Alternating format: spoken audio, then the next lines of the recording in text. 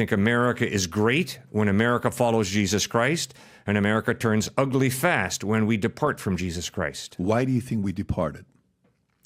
Why and when? Why do you think we departed? I was preaching in a Korean church in Dallas, Texas a few years ago, and Korean believers are very intense usually. They have the largest missions movement outside the United States of any country. And after I preached there, I had lunch with a bunch of the leaders of that Korean church, and I said, you know, guys, I am so impressed with the vibrant Christian faith in Korea. Mm-hmm. They said, well, don't be too impressed because it's really cooling off. I said, why?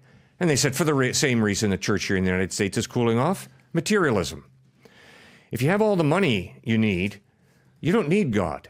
And that's why Jesus said, it's easier for a camel to go through the eye of a needle than for a rich man to enter the kingdom of heaven. Why? Because I think money feeds my ego, my pride. It feeds my self-sufficiency, my feeling of autonomy. And I don't need you. I don't need God. I don't need anybody. I'm a self-sufficient, autonomous, all-American. And that's a very dangerous path to walk down spiritually. I'm afraid that our culture has gone down that path, and therefore God is irrelevant, and science and money, that's the way we're going to go. Yeah, and I think Billy Graham was it, right? When he preached in Korea, 1.5 million people showed up, if I'm not mistaken. That's right. Right? I mean, that's it's one of the most fascinating pictures to look at. Yep. If you can pull this up, Rob, which one? That's it. Look at that. That's insane. That's it. Yeah. So, okay. So you're saying money as one. Do you think that's the only reason? Because, all right, maybe when would you say it was a time where our faith in Jesus was something where, you know, a president maybe even would get up and be thankful and maybe even pray, and it was an open discussion where we were comfortable with it and we were praying in school, and it wasn't a big deal to pray in school, maybe even take Bibles to school. We would even read from it sometimes. When did that stop and why? Because I know you're saying materialism. I get that. But materialism is on the other end of those who defend the Constitution, the Bill of Rights, the values and principles that this country was founded on, right? One has to agree to make it secular. Who was that? When did it happen? What was the reasoning why we shifted away from God? Well, after speaking on campuses for 42 years, what I have observed is a growth in moral relativism. And that growth in moral relativism has gotten to the point today where choice is often God. And don't you dare tell me what I'm going to choose. My choice is my business, and choice is God. And that defines then, it misdefines freedom as being, I do whatever I want to do whenever I want to do it. And don't you or God or anybody else tell me what to do, because that's the antithesis of freedom. So there's a misdefinition of freedom, and yet it's very attractive to me as a human being, because I love to do what I wanted to do when I want to do it. And God, I don't want you telling me what to do. I want to determine that. So, okay, so we got materialism as one. Mm-hmm. You got choice is our God. I get to do whatever I get to do. You don't tell me anything. It's my choice. How much of that is, you know, phases that a kid goes through where they become a teenager and they're kind of like, don't tell me what to do. You know, I know what I'm doing. You know what? I realize, Dad, you don't know what you're talking about. All you care about is this and all these things that you have. And then eventually, you know, 10 years later, it's that 3 phases of father-son relationship goes through where you first idolize, then you demonize, then you humanize. And you're like, you know what, my dad is a human being like me. Shit, I actually like this guy. My God, I've been pretty bad to the guy the last 10 or 15 years, right? Do you think a population or a generation is going through that where they're convincing everybody else that they're right because there's so many of them and they have access to this tool called social media that everybody else is in with? If this person here, this, you know, 16-year-old kid got 17 million views, she must know more than I do about God, and she must be right. Do you think it's the rebellious phase we're going through, where it's just a phase?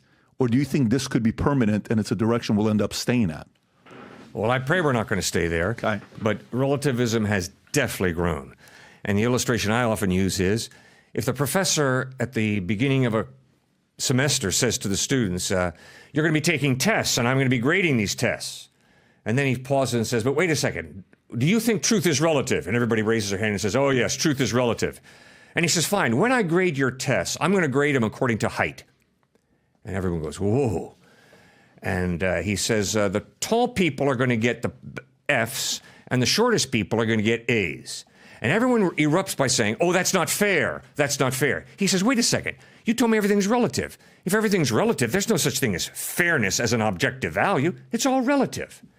Well, it's that type of thinking that people have adopted. You can't live it out. Because if everything is relative, then the pedophile and the victim of the pedophile are equal. And there's really no difference because it's all relative. We can't live that out. So hopefully at some point we're going to realize because we have consciences and rational minds, this moral relativism that we've bought is bankrupt and it's leading to total chaos. I'm not surprised by what's going on in Washington, D.C. I'm not surprised by the animosity in our culture today. It's a logical result of relativism. If you and I are just hunks of primordial slime evolved to a higher order, then I can denigrate you because you had the audacity to disagree with me, and my opinion is king. So it makes a lot of sense where we are now, unfortunately. I root so much of it in moral relativism. And I'm sorry, the 10 Commandments are not the 10 suggestions. They're God saying, I'm sorry, human beings have innate value, so you don't lie to people. You don't steal their property. You don't murder them. You don't covet what they have. Instead, you learn to thank God for what they have, and you thank God for what you have. And I think you've got a great definition I saw on the wall there about gratitude and being grateful for what God has given you. Yeah, well, that's foundational to an accurate view of life and of people. Yeah, last week we're having dinner with the family. And I said, so guys, we always, when we have dinner, it's always a debate. We're always debating something because that's just what I like. So we're always debating an issue. I'm like, so let me ask you guys, what do you guys think is the ugliest quality a human being can have? And they start. I got a 12, a 10, an 8-year-old, and my 3-year-old has to sit next to me because we're taking her to restaurants now. But if she sits around anybody else, she'll run around. But if she sits next to Daddy, she's good. Her and I have a very good understanding together. So one says, entitled. Blame, complaining, ungrateful, and this and you're just going one by one by one by. I'm like, my gosh, there's a lot of that going on right now in America today with how people are, selling America. But, you said faith, okay, money is one.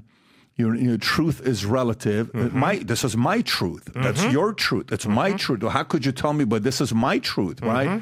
I know what my truth is, right? All these lines that we live with. And then, you also said one other one, which was what? You said choice. Choice. Choice is my God, right? Yep. I can do whatever I want to do with my body, my life, my this, my that. Okay, cool. Like a libertarian type of a position to take where as long as you do your thing, don't bother me, we should be happy, right? So why is, if that's the case in Christianity, why is the religion of Islam growing the way it is? Why are they exponentially growing? Why is it that, God forbid you say anything about them, you have to be careful? I mean, we had Bishop Marmari here. He flew in from Australia to be on a podcast. A Syrian man. I had Georgienko here. Georgienko, you and him did a phenomenal podcast together. And we had a panel of 4 Assyrians, right? Vinny, a Syrian, myself, George, and Bishop Marmari. He gets up there and he says, let me tell you the difference between your prophet and my prophet, right? And he explains Muhammad against, Jesus. Goes back and preaches. A young boy shows up to the church, grabs a knife, stabs his eye, and he's blind. He's gone. He lost his eye, right? Why do you not hear stories when people make fun of Christianity and Jesus? You don't hear stories like that. Why is the fact that when someone in Hollywood becomes a Christian, they're demonized, they lose jobs, and they're publicly praying? In the NFL, one athlete, the guy that's the Houston, what's the Houston Texans, the young guy who had a very, very good season. Stroud, I think something Stroud. Yep. He says, I want to thank Jesus Christ. ABC cuts that part, right? Then they show everything about the interview except the part that he thanked Jesus Christ. But if somebody thinks Muhammad or Muslim, they protect it, they celebrate it. Why the difference in the way they treat Christians versus Muslims? This past spring, I was at Ole Miss University, and a young woman stepped out of the crowd, and with tears coming down her cheeks, she said, my professor told me that God is Santa Claus, and the Bible is totally irrelevant. So there has been an incredible leaning towards secularism in the faculty on the major university campuses around this country, and it has had horrible consequences, as Christians' faith has been minimized, ridiculed by some of the most intelligent people in this culture, our university professors. Now, there are many tremendous Christian faculty, and I get to meet them regularly. But there has been a all-out pedal-to-the-metal war against faith in Christ. It's been pictured as, arcane. Ignoramus would follow it. Science is the way to go. And the whole issue of science and faith, that's a straw man. Science and faith don't contradict each other.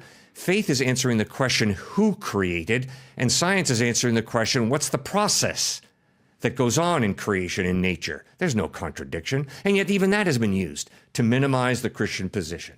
Good gracious, Charles Darwin, one of his best friends was a guy named Asa Gray, who was a botanist and who taught at Harvard University. And they corresponded. Asa Gray sent 300 letters to Charles Darwin. And Asa Gray says, Charles, you don't have to reject your faith in Christ just because of evolution. There's an intelligent mind behind this amazing process of evolution. And Charles Darwin couldn't buy it. I personally feel that Charles Darwin rejected Christ because of his daughter who died and because of his uncle, who was not a believer in Christ, who died. So I don't think it was because of evolution, really, if you get down to the fact. But once again, science is used in our culture to minimize faith in Christ. And so it's hard. Now, let's compare the growth of Islam with the growth of Christianity.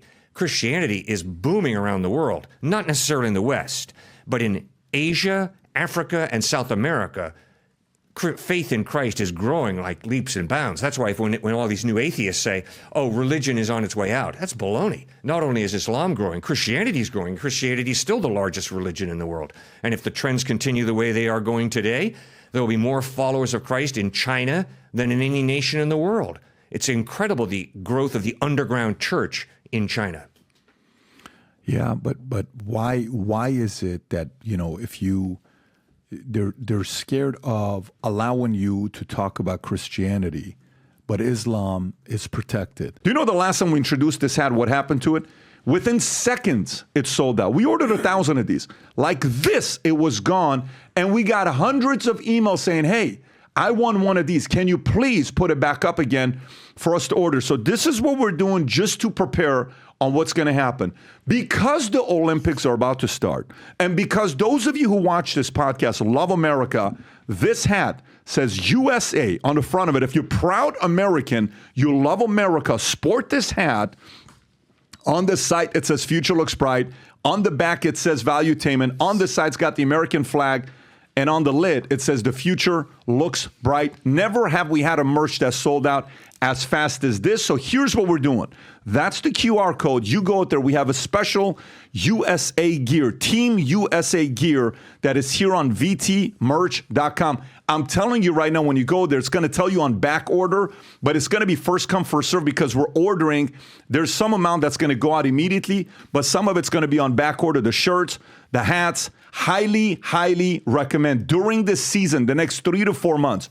When you go to work, maybe you don't want to feel like you want to wear some other hats, but maybe you're comfortable wearing a Team USA hat. Sport this gear when you're going to work, when you're going out over the weekend. Let people know you're proud to be an American. We got the gear here for you. A bunch of different things. If you can zoom in on a couple of those shirts when you order it, it says USA on the front, and it says Future Looks Bright on the back, and it's got the American flag on it as well. So again, go to vtmerch.com, place your order. Don't be one of the ones that hesitates. Order 2, 3 for your friends, your family, your peers. There's even gear for women. The last time we had some female gear that we announced, women's gear we announced, it actually went very quickly. I got a bunch of pictures as well of people. When you get this gear, sport it, tag us. We share it on the podcast while we're going through it. So again, do your thing. So if you like this clip and you want to watch another one, click right here. And if you want to watch the entire podcast, click right here.